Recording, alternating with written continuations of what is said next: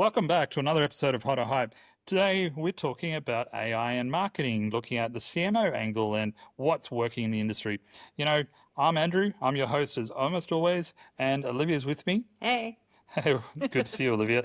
And today we are joined by Victoria. Victoria's got some amazing experience. Take it over, Victoria. Tell us about you. Hi, thank you guys so much for having me. I'm Victoria Thompson. I have over 18 years experience in e-commerce and digital marketing. I was at Burberry, Net-a-Porter, Violet Grey, and Tamara Mellon, who is the co-founder of Jimmy Choo. During my time at Net-a-Porter, we grew from $100 million to $1 billion in sales, and there my role is really helping luxury brands like Chanel, Gucci, Fendi to both grow on our platform, but then also to really help them with their digital marketing strategies internally as well. I was going to say, what is your platform?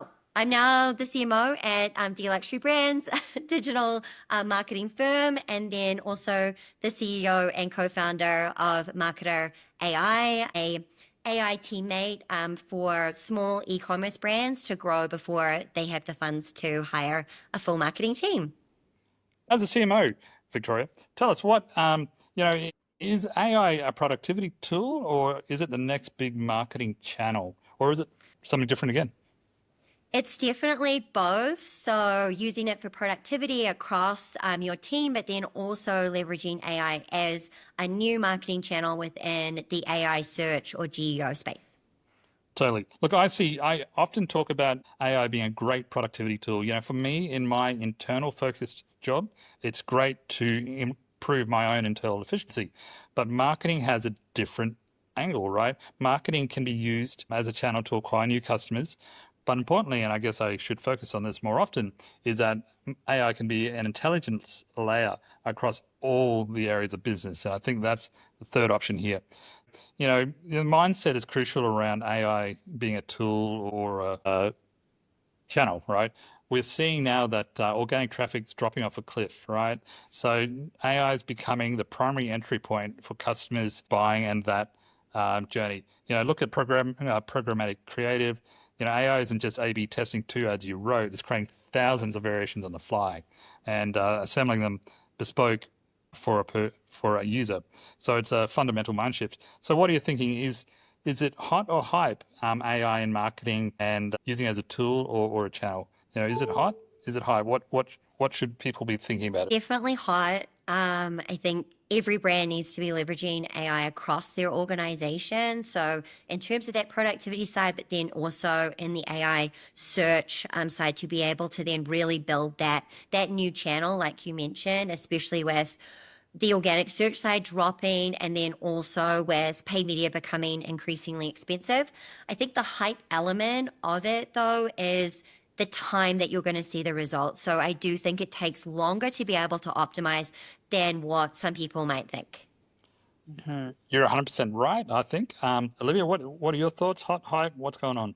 No, there's a lot of hot happening right now. And I think, Victoria will jump into that and they'll deep dive into what is actually happening. Mm-hmm. There's some hype and much to your point, you're not going to see things happening as fast as people expect. It's almost like everyone understands the productivity tool and the productivity gains, and they expect it to instantly do the same thing for them in the GEO space or in creating a channel. But I think the really smart organizations and brands realize now is the time to carve out and pioneer and what makes them surface, what works, and make them visible in kind of really the new paradigm we're moving into of discovering things in the world around us. Totally. My take, treating AI as a productivity tool is just a defensive posture. Marketing should be seeing it as a customer acquisition tool, and with it, you'll win the next decade. The hype is thinking it's an easy switch. You're 100% right, Victoria. All right, let's move on to the next question I've got for you today. Is generative engine optimization, GEO, the new SEO gold rush or luxury brands? I might throw this at Olivia. Olivia is a data expert, right? So she knows the data. What are you thinking, Olivia? What does a data scientist take on this?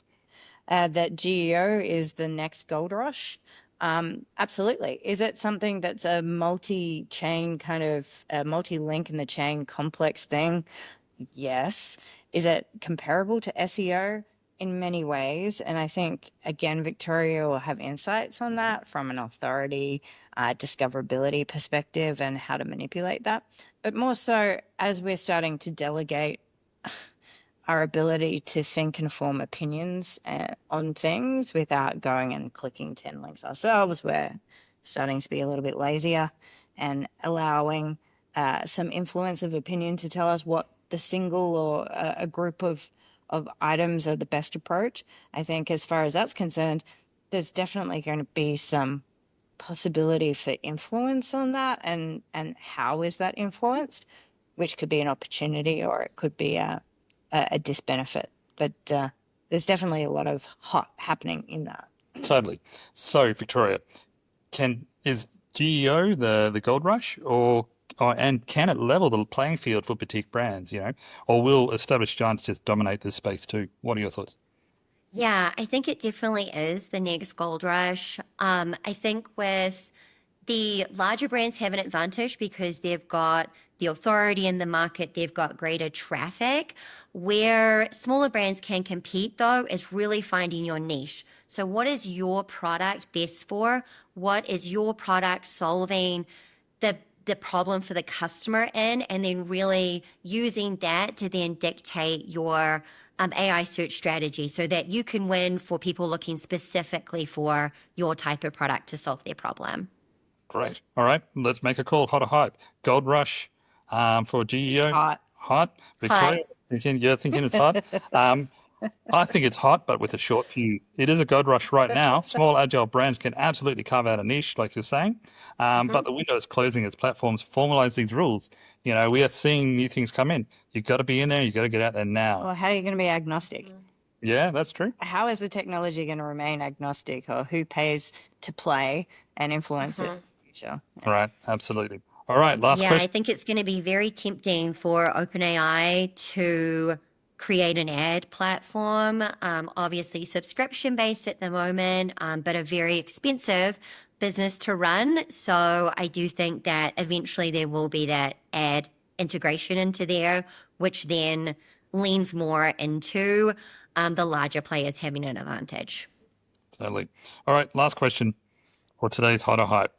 As everyone adopts AI, I think everyone is, will e-commerce become a boring generic landscape? Will it free up humans to become more creative? Will AI's sea of sameness and privacy concerns derail e-commerce innovation? Is AI a threat? Or will we see some cool stuff happening? What are your thoughts, Victoria? Yeah, I think within the creative side, there's definitely the risk of a sea of sameness as more brands use these tools to then be able to create their ads. I do think there's still a lot of value within, authentic recommendations from actual people within advertising to then help customers make decisions.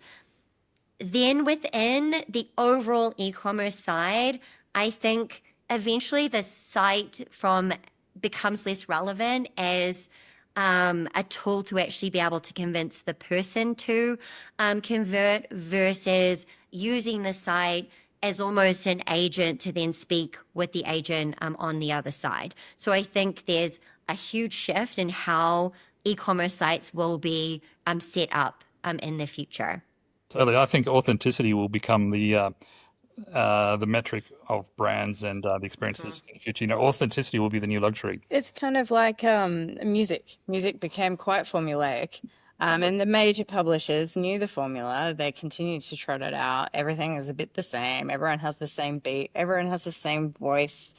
It's not dissimilar in many ways. It's funny you think of it with music because the thought I had is AI is kind of like the synthesizer, right? The invention of the synthesizer didn't kill music or didn't kill unique music. It gave creative musicians a new tool, right? And I don't want to use a tool given the tool versus channel conversation, but mediocre musicians made generic synth pop. I'm not going to mention any bands by name, but visionary artists created entirely new sounds. And that's what I'm going to blame the 80s on. We had some great music. Or even like new hip hop has all got the same kind of beat behind it. That's right. Right. And the sea of sameness is going to be. How do you stand out in the sea of sameness? Exactly right. I think the X factor. The brand voice is going to become more valuable in this sort of space, For the right? people that nail it. It's going to be interesting on the e-com side too, because will we get to a point where, well, for a while, it's definitely going to be humans and agents that will be shopping together simultaneously. Like you wouldn't even see what will be the agent to agent kind of protocol. And hopefully, from an agent to agent protocol point of view, we come up with a far more optimized way of doing that that's not got the overhead of natural language between it from a protocol perspective. But that's a different story for a different day. All right, let's start to wrap this up. I'm going to do two things, something unusual. I've got a 2026 prediction for you. I think we'll see a split. The middle market will be a sea of sameness, right? They'll be driven by cost cutting, right? But top luxury brands and cool indie brands will use AI as a co-pilot to not only enhance their own creativity, but to deliver hyper-personalized experiences through authenticity, through trust, transparency. That's my prediction. I'm going to say this is completely hot and hype. I hate to be sitting on the fence, but I am. The hype is the AI is magic creativity button, But the hot take is that AI will absolutely automate mediocrity, making human genius and authentic brand storytelling critical, right? So it's absolutely hot. Get into it. Olivia, we'll give Victoria the final words. Yeah, sure. I think, look, it's definitely hot. The hype is that you can do it without doing anything. It's hot if you manage it and push it into and orchestrate these things. That's my take. A data scientist will always say orchestrate. I love it. All right, Victoria, what's your hot or hype take on this? And give you the final words to wrap us up. So, Andrew, I definitely agree with you. There's going to be a division in brands that embrace this and brands that don't. I think that probably goes across the breadth of brands, though, in terms of that adoption. And so there definitely be brands that are left behind and that don't embrace this new channel. And then I totally agree that there's that human element because in the end, marketing is selling to another person. Like we forget that sometimes in digital marketing because customers become numbers on spreadsheets, but you want to take it back to the person that's actually behind the screen and be able to create content that's going to resonate with them. So as more brands embrace the, AI creative, I think there's going to be real value and an opportunity to stand out with more of that human element. But then obviously using the AI side for iteration and those sorts of elements that will then make you more efficient. Nice. All right. How do we get in contact with you, Victoria? So the best way to reach me is on LinkedIn, and that's Victoria Thompson, Thompson without a P. We'll pop a link in the comments just for anyone that's interested so that they can get in contact and take it from there. Awesome. All right. Well, I want to wrap up today's episode. Thank you very much, Victoria. You've heard here from a brilliant, experienced marketer what is hot or hype, and you've heard from me too, and Olivia. Yeah, sorry. No, thank you so much, Victoria. We really appreciate having you, and it's been really interesting chatting about this new area. Fascinating. Thank you guys so much. Thank This you. was fun.